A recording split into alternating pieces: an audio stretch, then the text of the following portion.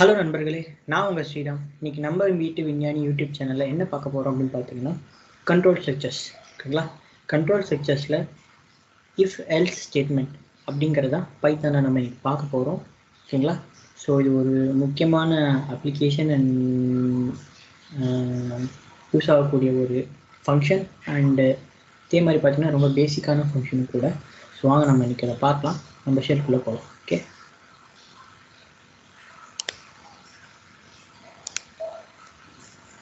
So பார்த்தீங்கன்னா என் முன்னாடி கண்ட்ரோல் ஸ்ட்ரக்சர்ஸில் if else conditions certain cases ready பண்ணியிருக்கேன். ஸோ இப்போ பார்த்தீங்கன்னா என்ன ஆகும் அப்படின்னா, இஃப் எல்ஸ் அப்படின்னா என்னென்னு கேட்டிங்கன்னா, நான் கொடுத்த கண்டிஷன் மேட்ச் ஆச்சுன்னா பிரிண்ட் பண்ணு, இல்லை அப்படின்னா பிரிண்ட் பண்ணாது. ஓகேங்களா? அப்படிங்கிறத சொல்கிறது தான் வந்து ஒரு இஃப் எல்ஸ் ஃபங்க்ஷன். சரிங்களா? கண்டிஷன் மேட்ச் ஆச்சுன்னா கொடுங்க, இல்லைன்னா வேண்டான்னா பிரிண்ட் பண்ணாதீங்க. ஓகேங்களா? இன்னொரு என்ன அந்த பிளாக் உள்ள இருக்கோ அதை பிரிண்ட் பண்ணணும் அப்படின்னு சொல்கிறது தான் இஃப் எல்ஸ் ஃபங்க்ஷன். ஓகேங்களா? ஸோ ஃபஸ்ட்டு என்ன பண்ணலாம் அப்படின்னா, நம்ம எப்படி பிரிண்ட் பண்ணுறது பார்க்கலாம். வெறும் இஃபை மட்டும் யூஸ் பண்ணலாமா அப்படின்னு கேட்டிங்கன்னா எஸ், யூஸ் பண்ணலாம். இஃப் எல்ஸ் ரெண்டையும் சேர்த்து தான் யூஸ் பண்ணணும் அவசியம் கிடையாது, இஃபை மட்டுமே யூஸ் பண்ணலாம். ஸோ நான் என்ன பண்ணியிருக்கேன் அப்படின்னா, ஏபிக்கு ஒரு இன்டீஜர் அசைன் பண்ணிட்டு b is greater than a அப்படின்னா print b is greater than a அப்படின்னு சொல்லி நான் ஒரு கண்டிஷன் கொடுத்துருக்கேன். ஸோ இங்கே பார்த்தீங்கன்னா ஆப்வியஸாக நம்மளுக்கு தெரியுது b வந்து ஏவோட கிரேட்டர். ஸோ நம்மளுக்கு அதை ரன் பண்ணி பார்க்கலாம்.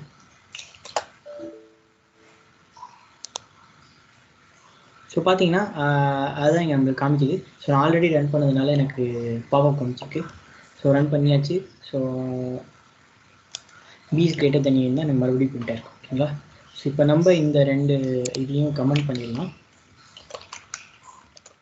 ஸோ பார்த்தீங்கன்னா ஒன்லி இஃப் எல்ஸ், அதாவது இஃப் மட்டும் இல்லாமல் எல்ஸுங்கிற பிளாக்கையும் சேர்த்து பிரிண்ட் பண்ணுவோம். ஸோ நான் இதான் Sintex. If B greater than ஏ கோலின், அதே மாதிரி பிரிண்ட் என்ன ஆகுது, அப்புறம் எல்ஸ் பிரிண்ட். ஓகேங்களா? ஸோ இந்த பி கிரேட்டர் தென் ஏன்னா என்ன பிரிண்ட் பண்ணால் பி கிரேட்டர் தென் ஏ, இல்லைனா not greater than A. So values பார்க்கலாம், ஏக்கும் பிக்கு என்னென்ன அசைன் பண்ணியிருக்கேன்னு. ஸோ பார்த்தீங்கன்னா நான் வந்து இப்போ அப்படியே உல்ட்டாவாக இருக்குது. Only if to only if else வந்து உல்ட்டாவாக இருக்குது, அப்படியே தலைகீழாக இருக்குது. ஓகேங்களா? ஸோ எப்படி ரெண்டாவது பார்க்கலாம். So B is not greater than A, ஆப்வியஸாக அதான் ஆன்சர். ஸோ உங்களுக்கு இப்போ வந்து இஃப் எல்ஸ் வந்து ஒரு நல்ல அண்டர்ஸ்டாண்டிங்காக இருக்கும்னு நினைக்கிறேன்.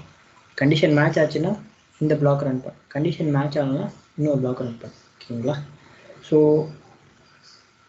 நல்லா இன்னொன்று கவனிக்க வேண்டிய விஷயம் என்ன அப்படின்னு பார்த்தீங்கன்னா, இன்டென்டேஷன். நான் சொன்ன மாதிரி பைதான் வந்து indentation and line by line run ஆகிற கம்பைலர் கொண்ட ஒரு லாங்குவேஜ். ஓகேங்களா? ஸோ அதனால் ரொம்ப கவனமாக ஃபங்க்ஷன் கொடுத்தீங்கன்னா ஒரு ஸ்பேஸ், அதாவது ஒரு இன்டென்டேஷன் ஸ்பேஸ் கொடுத்து அது கீழே பிளாக்கில் ஸ்டேட்மெண்ட்ஸை ரன் பண்ணும். ஓகேங்களா? இல்லைனா கம்பைலர் கன்ஃபியூஸ் ஆகி எரர் த்ரோ பண்ணிடும். ஓகேங்களா? ஸோ அதுதான் இன்டென்டேஷன் ரொம்ப முக்கியம் நீங்கள் கண்ட்ரோல் ஸ்ட்ரக்சர்ஸ் யூஸ் பண்ணும்போது. ஓகேங்களா? ஸோ இப்போ வந்து இதை நம்ம எல்லாத்தையுமே கமெண்ட் பண்ணிக்கலாம். அடுத்து பார்த்தீங்கன்னா if else if ladder. So இது என்ன பண்ணிங்கன்னா, ஓகே இப்போ வந்து என்கிட்ட நிறையா கண்டிஷன் இருக்குது, எல்லாத்தையுமே செக் பண்ணணும். ஓகேங்களா? நான் வெறும் இஃப் எல்ஸை மட்டும் 2 கண்டிஷன் மட்டும் என்னால் வச்சு செக் பண்ண முடியாது. ஓகேங்களா? ஃபார் எக்ஸாம்பிள் என்கிட்ட ஒரு 10 கண்டிஷன் இருக்குது, 10 கண்டிஷனும் ஒரே டாப்பிக்கில் தான் இருக்கும். ஸோ என்னால் எல்லாத்தையும் செக் பண்ண முடியுமா? கண்டிப்பாக முடியுங்க. ஓகேங்களா? ஸோ அதுக்கு தான் if elif ladder or else if ladder அப்படின்னு சொல்லுவாங்க. ரெண்டுமே ஒன்று. So if B is greater than A நம்ம பிரிண்டில் அதே பண்ணுறோம், ஈக்குவல் டுனா செக் பண்ணுறோம். அதே மாதிரி இல்லைன்னா இங்கே என்ன வச்சுக்கலாம், லெஸர் தென் வச்சுக்கலாம். ஓகேங்களா? Or greater than lesser than என்னமோ வச்சுக்கலாம்.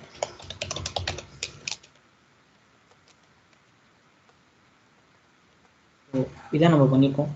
ஸோ பார்க்கலாம் என்ன பண்ணியிருக்கோம் அப்படின்னு, எப்படி ரன் ஆகுதுன்னு.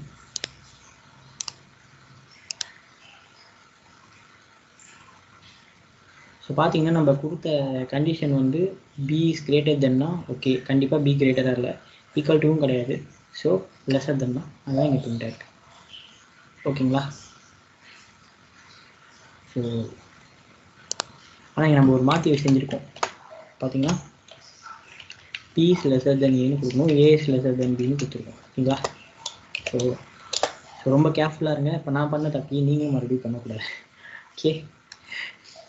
ஸோ ஓகே, இப்போ இது எல்லாமே இந்த மாதிரி எழுதணும். ஒவ்வொரு தடவையும் இந்த மாதிரி பெருசாக லைன் எழுதிட்டு இருக்கணும்னா ஆர்எல்ஸ் இதை வந்து ஷார்ட்டாக எழுத முடியாது, அதுக்கு எதாவது மெத்தட் இருக்கா அப்படின்னு கேட்கலாம். ஸோ அப்படி எழுதலாங்க. எப்படி எழுதலாம் அப்படின்னு பார்த்தீங்கன்னா, short hand if else if ladder. நீங்கள் வந்து வெறும்னே இஃப் எல்ஸையும் ஷார்ட் ஹேண்டாக எழுதலாம், ஆர் இஃப் எல்ஸ் இஃப் லேடரையும் ஷார்ட் ஹேண்டாக எழுதலாம். ஓகேங்களா? ஸோ இதுக்கு இன்னொரு பேர் என்னன்னு பார்த்தீங்கன்னா conditional operation or ternary operation அப்படின்னு சொல்லுவாங்க. ஒரே லைன்லேயே ஒரு if else or if else if ladder எழுதுனா அதுக்கு பேர் ternary operation or conditional operation. ஓகேங்களா? Or short hand. ஓகேங்களா? ஸோ இதுதான். ஸோ நான் என்ன பண்ணியிருக்கேன் பாருங்கள், இதுதான் வந்து சின்டெக்ஸு. ஸோ சின்டெக்ஸ்லாம் ரொம்ப கேர்ஃபுல்லாக இருங்க. மோஸ்ட்லி எல்லோரும் என்ன பண்ணுவாங்கன்னா, இஃப்பில் எழுதும்போது வெறும்னே இஃப் எல்ஸ் லேடர் எழுதும்போது இந்த கோலனை விட்டுருவாங்க. இல்லை, நீங்கள் அந்த மாதிரி கோலன்லாம் விட்டு எழுதாதீங்க, ரொம்ப முக்கியம். ஸோ பார்த்துக்கோங்க, கரெக்டாக சின்டெக்ஸ் ஃபாலோ பண்ணிக்கோங்க. ஸோ நான் என்ன பண்ணியிருக்கேன் அப்படின்னா, ஏவும் பியும் ஒரே வேல்யூ அசைன் பண்ணியிருக்கேன். ஸோ இப்போ எப்படி எழுதியிருக்கேன் பாருங்கள் syntax. Print A if A greater than B. ஓகேங்களா? ஆர்எல்ஸ் பிரிண்ட் ஈக்குவல் டு எப்போன்னா நான் வந்து ஏவும் பி ஈக்குவலாக இருந்துச்சேன், எல்ஸ் பிரிண்ட் பி. இல்லை, இதான் நான் வந்து சிம்பிளாக கொடுத்துருக்கேன். இப்போ ரன் பண்ணி பார்ப்போம். ஆப்வியஸாக உங்களுக்கு எல்லாருக்கும் என்ன ஆன்சர் வரும்னு நினைக்கிறீங்க அப்படின்னா ஈக்குவல் டு தான் வரும்னு நினைக்கிறீங்கன்னு நினைக்கிறேன். அதே தான் ஆன்சர் வரும். ஓகேங்களா? So done. ஸோ ஷார்ட் ஹேண்டாக எழுதும்போது சின்டெக்ஸ் வேரி ஆகிடும். ஓகேங்களா? ஸோ நல்லா சின்டெக்ஸ் ஞாபகம் வச்சுக்கோங்க. ஸோ இதுக்கப்புறம் நம்ம இதை கமெண்ட் பண்ணிடலாம். ஸோ நம்ம அடுத்து பார்க்க போகுது நெஸ்டட் இஃப். சரிங்களா? அதாவது இஃப்குள்ள இஃப். இந்த மாதிரி நெஸ்டட் இஃப் இது பண்ணும்போது என்ன ஞாபகம் வச்சுக்க வேண்டியது அப்படின்னு பார்த்தீங்கன்னா, ரொம்ப முக்கியமானது இன்டென்டேஷன் தாங்க. மறுபடியும் சொல்கிறேன், கண்ட்ரோல் ஸ்ட்ரக்சருக்கு இன்டென்டேஷன் தான் பைத்தான்ல ரொம்ப முக்கியம். இந்த இன்டென்டேஷன் எரர்ஸ்னால ஒரு மிகப்பெரிய ப்ரோக்ராம் வந்து எரர் காமிச்சிட்டே இருக்க நிறைய வாய்ப்புகள் உண்டு. ஓகேங்களா? ஸோ இப்போ நம்ம என்ன பண்ணியிருக்கோம்னா எக்ஸில் 41 கொடுத்துருக்கோம். அந்த எக்ஸில் 10 விட கிரேட்டராக இருந்தால் கிரேட்டர் தென் 10. மறுபடியும் என்ன செக் பண்ணுறோம் அப்படின்னா, அந்த இஃப்குள்ளே இன்னொரு இஃப் கண்டிஷன் போட்டு எக்ஸ் கிரேட்டர் தென் 20 செக் பண்ணுறோம். ஆமான்னா அண்ட் ஆல்சோ அபோவ் 20, இல்லைன்னா பட் நாட் அபோவ் 20 அப்படின்னு சொல்லி பிரிண்ட் பண்ணணும். ஸோ இதுக்கு வந்து என்ன அவுட்புட் வருதுன்னு பார்க்கலாம். ஸோ பார்த்தீங்கன்னா ஃபஸ்ட்டு இஃபில் போயிட்டு கிரேட்டர் தென் 10ன்னு பிரிண்ட் ஆகிடுச்சு. அடுத்தது மறுபடியும் இஃபுக்குள்ளே ஒரு இஃப் இருக்குது, அதுக்குள்ளே போயிட்டு அண்ட் ஆல்சோ அபோவ் 20ங்கிறது இதாகிடுச்சு. ஹெல்ஸ் வந்து இதாகிடுச்சு. ஓகேங்களா? டிடியூஸ் ஆகிடுச்சு.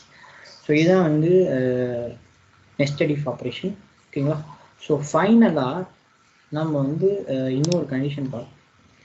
இப்போ வெறும்னே நம்ம வந்து இஃப்பை எழுதிட்டு அப்படியே விடலாமா அப்படின்னு சொல்லிட்டு நிறைய பேருக்கு கேள்வி வரும். ஓகேங்களா? ஸோ நிறைய பேர் என்ன பண்ணுவாங்க, ப்ரோக்ராமில் எழுதிட்டு இஃப் கண்டிஷனும் கொடுத்துட்டு அப்படியே விட்டுருவாங்க. அப்படியே விட்டுட்டோம் அப்படின்னா என்ன ஆகும் அப்படின்னா எரர் த்ரோ பண்ணிகிட்டே இருக்கும். ஓகேங்களா? ஸோ இப்போ நான் அதுக்கு எரர் த்ரோ பண்ணாமல் இருக்கிறதுக்கு தான் என்ன பண்ணுவோம் அப்படின்னா பாஸ்ங்கிற இன்பில்ட் ஃபங்க்ஷனை கொடுக்கும். பாஸ்னால் என்ன ஆகுதுன்னா, ஸோ நான் இந்த ஒரு கண்ட்ரோல் ஸ்டேட்மெண்ட் எழுதியிருக்கேன், அதை நீ கண்டுக்காத அப்படின்னு சொல்லி கம்பைலர்ட்ட நான் சொல்கிறேன். ஓகேங்களா? So it is like almost like null and void. I have declared a condition or control structure in this line. I am commenting my compiler not to take care of that. ஓகேங்களா? அந்த ஃபங்க்ஷனுக்கு பேர் தான் pass. So இப்போ நம்ம pass கொடுத்து நம்ம compiler run பண்ணுவோம், எனக்கு எரர் எதுவுமே வரும். இப்போ நான் பாஸை தூக்கிட்டு ஐம் ரன்னிங் அன்எக்ஸ்பெக்டட் அப்படி சொல்லிட்டு வரும் while passing. EOFனா நான் வந்து இஃப்க்கு கண்ட்ரோல் ஸ்ட்ரக்சரை தேடிட்டே இருக்கேன், அதுதான் EOF. ஓகேங்களா? நான் அடுத்த லைனை தேடுறேன், எனக்கு ஸ்டேட்மெண்ட்டே கிடைக்கல, ஒரு பாசிங் என்னால் வந்து ஒரு சிங்கே பண்ண முடியல அப்படின்னு சொல்லி கம்பைலர் வந்து நம்மக்கிட்ட சொல்லுது. ஸோ அந்த மாதிரி இருக்கிற இடத்துல என்ன பண்ணும் அப்படின்னா, நீங்கள் பாஸ்ன்னு கொடுத்து ரன் பண்ணும். ஸோ ரன் ஆகும். ஓகேங்களா? இந்த பாஸை ரொம்ப நல்லா ஞாபகம் வச்சுக்கோங்க. இது எல்லா இடத்துலையும் நம்மளுக்கு யூஸ் ஆகும். Functions, for loop, while loop, control ஸ்ட்ரக்சர்ஸ்னால் நம்ம ஃபார் லூப், வைல் லூப், அதே மாதிரி ஃபங்க்ஷன்ஸ் எல்லா இடத்துலையும் இந்த பாஸ் யூஸ் ஆகும். கண்டிப்பாக அதை ஞாபகம் வச்சுக்கோங்க. ஸோ கண்டிப்பாக உங்களுக்கு control structure if else ladder உங்களுக்கு பிடிச்சிக்கணும்னு நினைக்கிறேன் நண்பர்களே. உங்கள் டவுட் எதாக இருந்தாலும் கமெண்ட் செக்ஷனில் கேளுங்க, நாங்கள் ஆன்சர் பண்ணுறோம். நன்றி நண்பர்களே.